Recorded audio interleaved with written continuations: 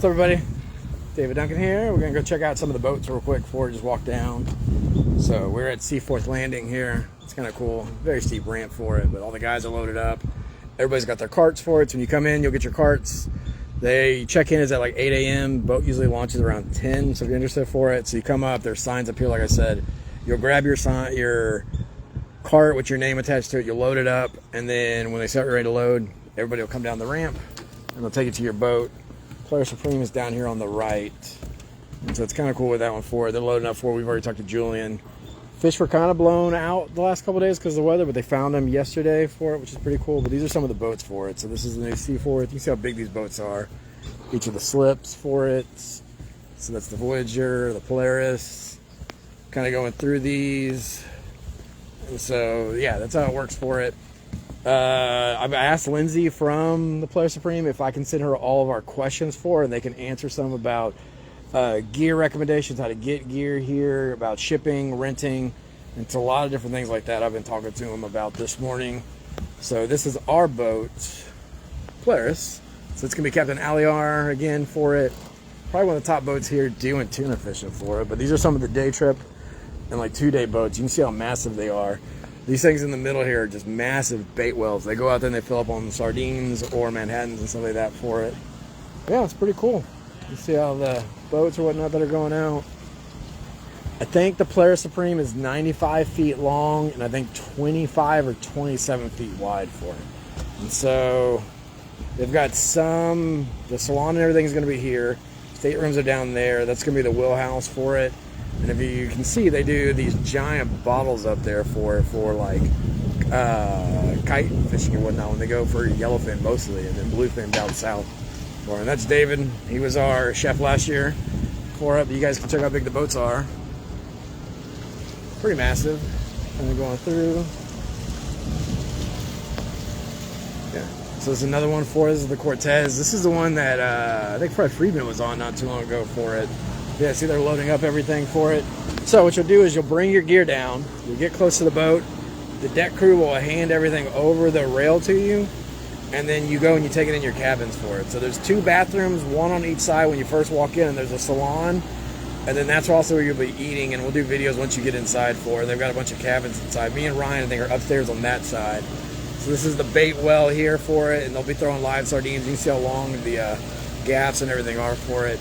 And so the cool thing is during the day, the captain will yell left to right, 2, 3, and then the deck crew jump up there and they start throwing live sardines out and trying to get them stirred up, so then you're day fishing for it. And then those are going to be all your tags you're assigned for it, which is pretty cool. That's going to be storage for it, so you can put storage there. There's no gunnels here, so just know that like when they're putting your gear, you're going to store all your gear along the side of the boat for it, and that's where the pole holders are. David, our awesome chef from last year for it. So that's kind of the setup for everything for it. If you do need to rent gear and stuff, they've got a ton of gear for rent, and they kind of have like a small tackle shop in here for it. So you can rent and buy leaders or jigs or anything for it. You can do fly line, knife jig, and they got everything for it. So it's kind of a tour of the boat. We're going down. And then they also do have some storage up in the front for it, like I said, for rod holders or whatnot. You can see that's where. And so note, if you got really long rail rods, you're going to want to put them up there for it because they don't clear underneath here. So that's the big thing is your rail rods you're going to want to put right under here for it. Captain Aliar going to put us on fish again. Probably best captain in the fleet by far. Hey, we killed it last year with you, so you're 2-0 right now for it. So super awesome. Yeah, it's a big boat. Like I said, 90 feet long, I believe, 25 feet wide. They just repowered it. He put all new electronics on it. And these guys bust their ass for it. And I'll do a video once we get inside. I'm not going to mess with it and get too close for it. Just going to give you guys a heads up for it. But you can store stuff here for your gear. They've got all these shelves up here you can put everything on for it. And when you go in, really cool, 2 bathrooms on each side, 2 staterooms. And then they've got a really cool... And really cool thing is what they do is Aliar will come down with the deck crew and they do a full orientation of like what the expectations are, what gear you should be using for day fishing or night fishing, how to rig it, how to properly grab your bait. Bait selection is super important here for it. And so when you go through these two right here, they put the sardines on the outside and they show you how to grab them, how to hook them, and then it goes through. It's completely different here. Like, all the guys from Texas are asking me, do they use spinners? They don't use any spinning gear for casting for it. Everything is conventionals. They call them coffee grinders for everything for it.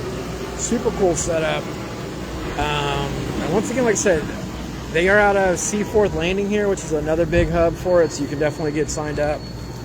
The other location, if you go through like Fisherman's Landing, has a lot more boats, which has pros and cons. It's a lot more to do around there for it. But for loading and unloading, it's a little bit more of a pain in the ass because you guys are all sharing gear for it. So if anybody's got any questions or whatnot, feel free to let me know. What's up, Drew, Addie, Mason, Brian, Baron? So yeah, it's got a ton of boats. Like I said, all these are all tuna boats or whatnot for it. Aliar is probably one of the best captains for it. He owns and runs the boat for it. And so what they're doing a lot of times with this is he's using sonar for it, because you're not fishing structure, you're not fishing a rig or whatnot. He's trying to get in front of the school, and then you start dropping so the school swims through you for it. So that's one of the big things. That's kind of it. I'm gonna get out of their way for it. I know everybody was asking me for different kind of setups or whatnot for it, or kind of overviews what the boats are like for it. So yeah, to kind of give you guys another idea what the boats are like.